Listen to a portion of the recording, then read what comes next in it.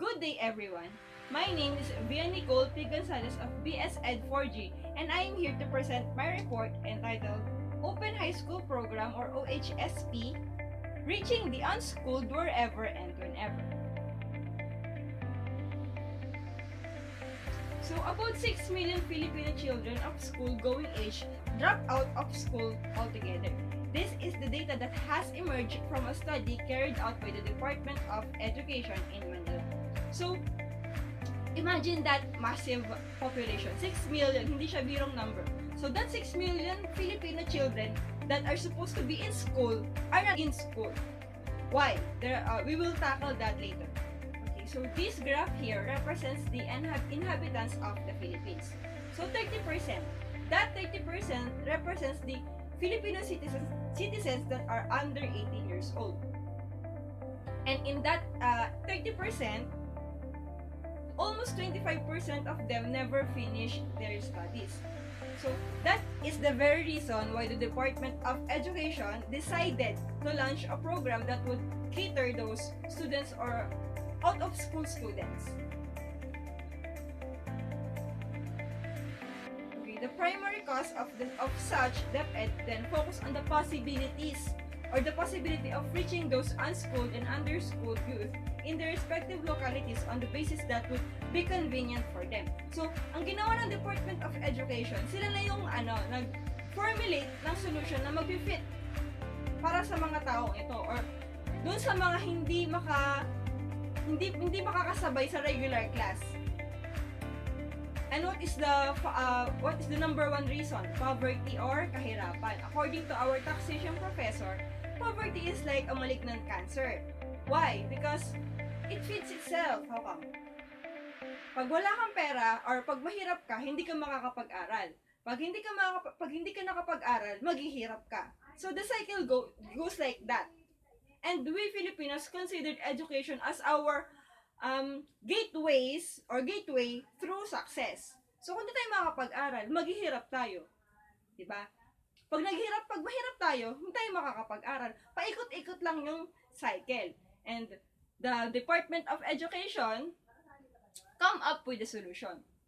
Anchored on the philosophy of the Batas Pambansa 232 or Education Act of 1982, the state shall provide the right of every individual to relevant quality education regardless of sex, age, creed, socio-economic status, physical and mental conditions, racial and ethnic origin, political and others. So there should be no boundaries and limitations.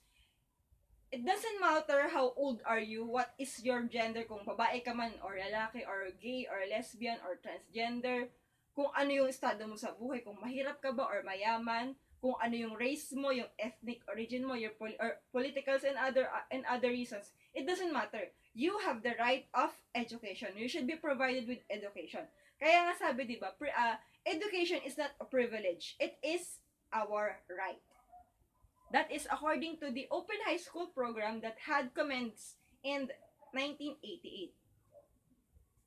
So, at the end of this report, we are aiming to answer these 5 following questions. Who is the OSHP? When? Where? Why? And how?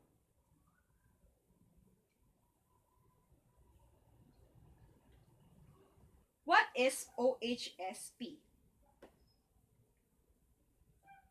OHSP is an acronym for Open High School Program. It is an alternative mode of formal secondary education program run by the Bureau of Secondary Education of the Department of Education of the Republic of the Philippines.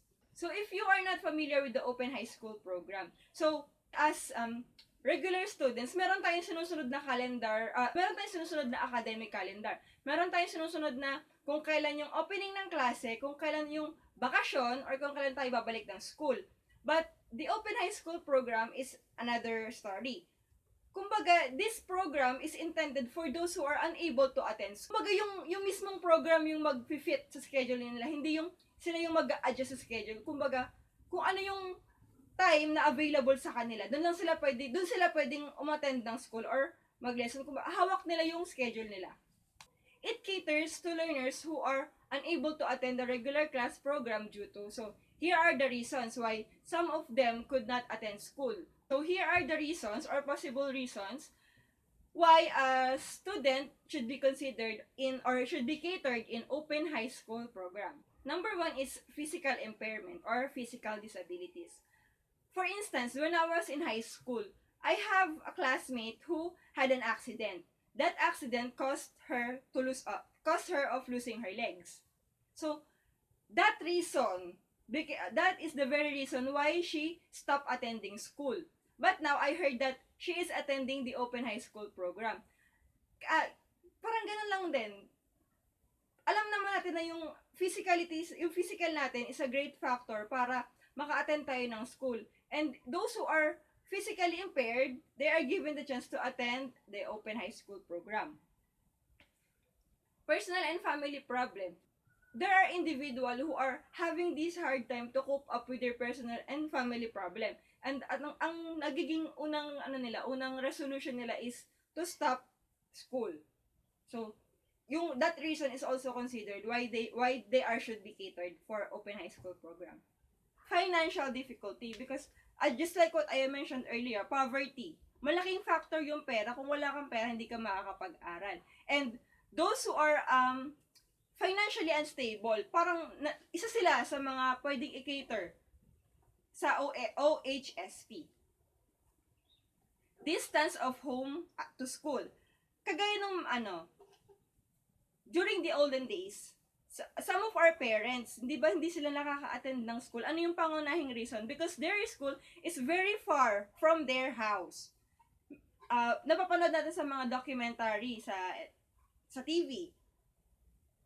Yung merong mga bata na kailangan pa nilang bumiyahe ng 3 to 4 hours para lang makapunta sa eskwelahan nila. So, that could be a very crucial reason why they just come up with the solution of dropping out of school. Next is early pregnancy and early marriage, because there are instances na hindi natin inaasahan. Let's admit it. And the first thing we should consider is the health of the mother and the health of the child.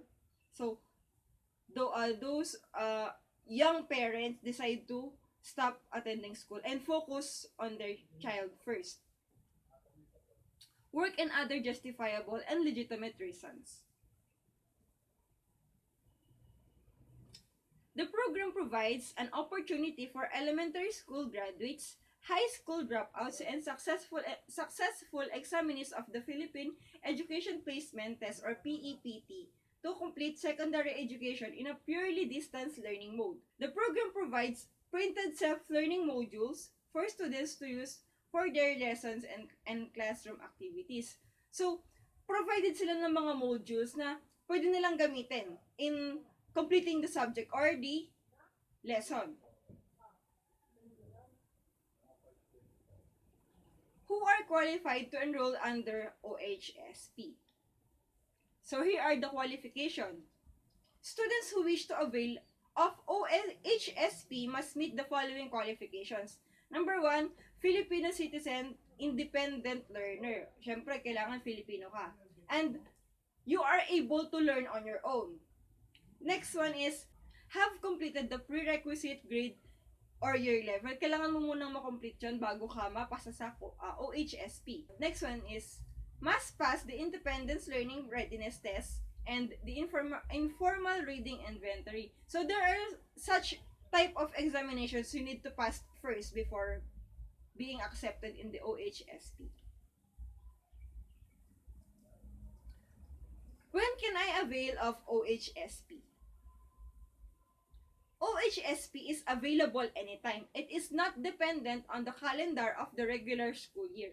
Students may start at their own time and at their own pacing, provided they complete their entire high school education within a maximum of 6 years. So, wala siyang time limit unlike us regular students.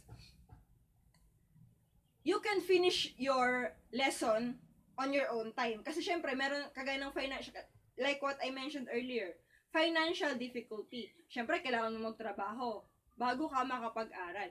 And merong sinusunod na academic calendar. Kumbaga yung academic calendar, yun yung mag-fit sa schedule mo. Kung available ka lang sa gantong time ka lang mag-aral. As long as makomplete mo siya within a maximum period of 6 years. On your own pacing, on your own time, it depends on you. Where is OHSP offered? OHSP is available nationwide. All interested parties may contact the DORP coordinator at the nearest DepEd regional office. The DORP coordinator will direct the applicant to the nearest school division where is offered. Applicants may also contact the Curriculum Development Division of the Bureau of Secondary Education, Department of Education. Why offer OHSP? Bakit kailangan nating i-offer to? OHSP is intended for students who would otherwise be unable to pursue formal secondary education due to the rigid requirements of the regular class schedule. It is an alternative to attending regular classes, but it's not designed to be beneficial to all students. Most students may still learn best by attending the regular formal secondary education.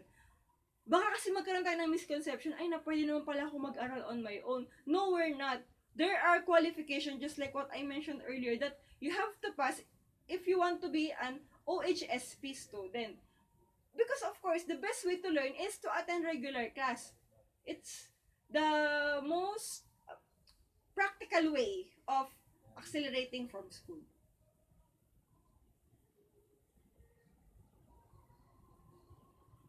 How is the OHSP managed? The overall management of the OHSP shall be done through the Dropout Reduction Program or DORP, Management Structure, DORP Handbook, page 21, and an OHSP coordinator shall be designated to oversee all the activities of the intervention, the roles and responsibilities that are specific to the implementation of the OHSP. To determine the results of the program, the following shall be evaluated. Number 1 is the performance of the student.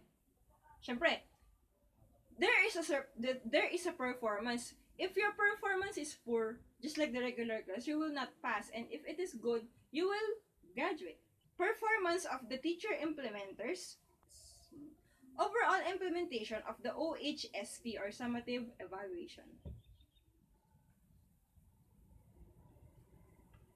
The Open High School program, therefore, would serve as one of our tools to combat the growing rate of unschooled in the country. If extensively implemented, the youth whom Ohsp Rizal recognized as the hope of the nation will definitely be realized. Because just like what I've been mentioning earlier, education is our key for success. And there are instances that not everyone is catered with it. Hindi lahat ng tao, hindi lahat ng Pilipino nabibigyan ng pagkakataon makapag-aral. Why? Because of the reasons I mentioned earlier. Those reasons hinders them to pursue their dreams. Kaya ang nagiging first solution nila, mag-stop ng school. And then later on, wala na, they're stuck on that situation. So, it is a great opportunity to have open high school programs so that they could pursue their dreams despite of those reasons or those difficulties.